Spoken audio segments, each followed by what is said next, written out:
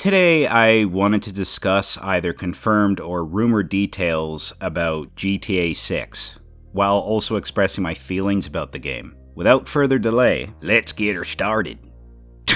Starting with the premise, it does sound pretty intense. After a failed bank robbery, Jason Duval and Lucia Calminos, oh boy, I butchered that for sure, uncover a statewide conspiracy and are forced to protect one another. This sounds like a government agency could potentially be involved within the main plot of the game, like in GTA 5's campaign, and that does have me pretty excited. With Jason and Lucia being thieves, we could end up getting several huge heist-styled missions like we did in GTA 5. I really like those kinds of missions, they were so hectic, especially the Paleto Bay heist. From the trailers, I can already tell that this game is going to have some huge action set pieces. With how well the character switching mechanic was incorporated into the story missions in the prequel, I'm curious to see how they handle it this time around. Nothing has been confirmed at this moment, but multiple endings could be incorporated into GTA 6, just like GTA 5 before it. If that's true, then we're probably looking at 3 different endings.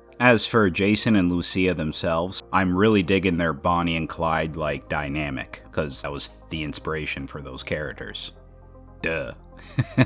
What I like about Lucia is that she isn't just a capable fighter, she's also really attractive. Kinda like a more zesty version of Tifa Lockhart. Crazy how video game characters can both be attractive and kick ass. She's got an entire bakery back there. Cheeks for weeks. Curves like a baobab. With all jokes aside, I am also eager to see the supporting cast and how they interact with Jason and Lucia. Now, we don't really know much about their personalities, but what we do know is that Jason has a military background and Lucia has received some sort of MMA training. This tells me that combat will most likely end up receiving a massive upgrade, including stealth. And the reason why this has me really excited is because the melee and stealth sides of combat in GTA 5 were as basic as a Starbucks loving white girl. I mean, you could dodge in GTA 5, but you didn't really need to. All you had to do was keep punching the shit out of your opponent, and then, as you can see here in this footage, the other enemies were just sitting there waiting patiently for you to beat the shit out of their friend. So it was basically like Batman Arkham Asylum, where only one enemy would try to attack you at a time. So hopefully they change that in GTA 6, because realistically, if a group of people are trying to attack you, they're not going to take fucking turns doing it, now are they? In real life, they're all going to attack you at once. Yeah, fuck them up! But only one at a time. We don't want to make things unfair, now do we?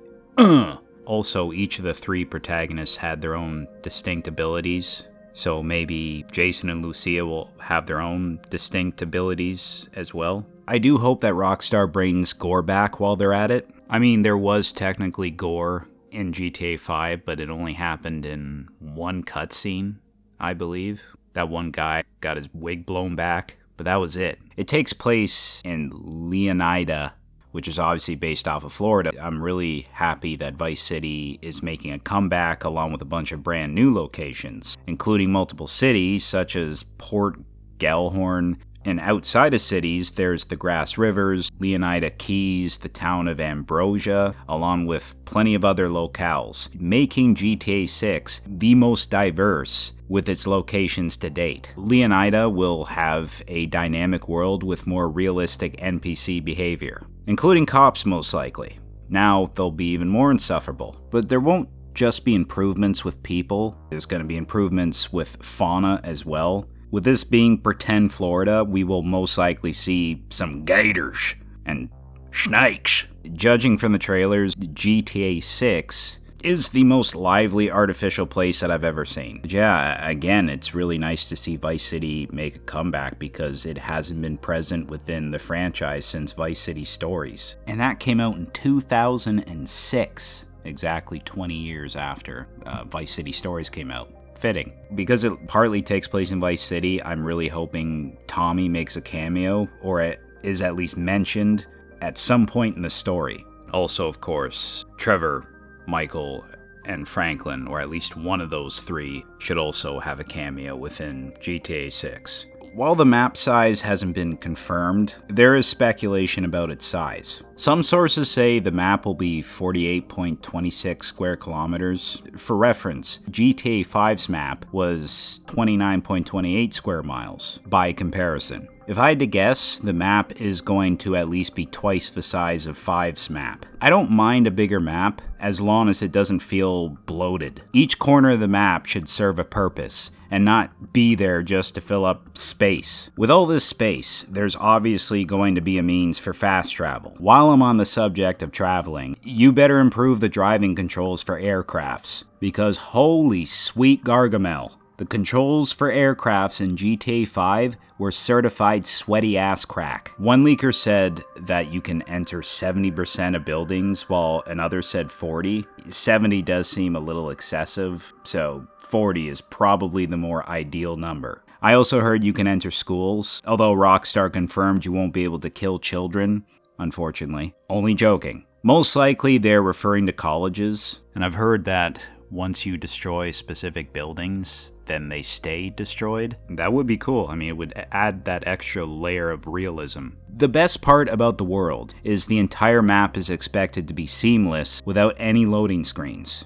While we won't see too many traditional loading screens, they might cleverly disguise loading screens into the game world itself. The length of the story is said to be 45 to 50 hours long, a huge increase from GTA 5's campaign length, which is around 30 hours. I'm all for having a longer game, as long as it can remain engaging throughout the game's entire runtime. So, apart from the main campaign, there are, of course, side activities. These activities have either been confirmed or are strongly hinted towards being present within the game. These include basketball, tennis, fishing, scuba diving, weightlifting, mini golf, MMA fighting, hunting, etc. With activities like weightlifting, you might be able to decide on whether or not you want Jason and Lucia to be fit or hella thick, much like you could with CJ in San Andreas. And I'm sure there's going to be actual side missions in the game as well on top of all those activities. So with that being said, it sounds like this game will keep you busy long after you finish the story mode. This is a great way to go outside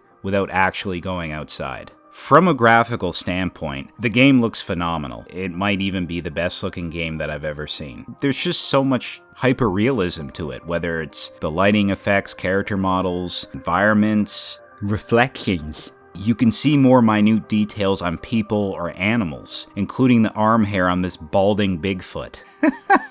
Fur, sweat, veins, and tan lines. Vehicles are reported to have very realistic crash physics. If you get into a big enough accident, expect a bunch of debris to fly around like a flick booger. The only downside I can think of in terms of the performance is that it's capped at 30 FPS. This isn't me saying it's a deal breaker, of course not. But it is comparable to eating a sandwich without bacon. It'll still taste good, but it's not quite as tasty. Rockstar confirmed that the trailer showed equal parts gameplay and cutscenes. That is actually pretty reassuring. And it was all captured in-game on the base PS5.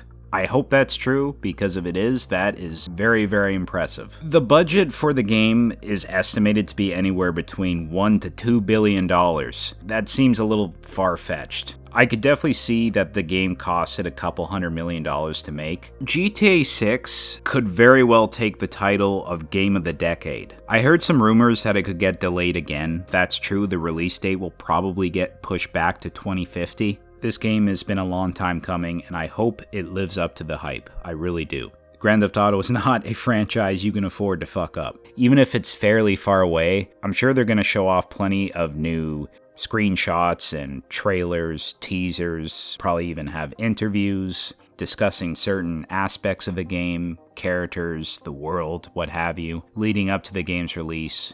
That's all I wanted to say about the game for now. Let me know in the comments below what your thoughts on the game is. So yeah, peace out, bitches.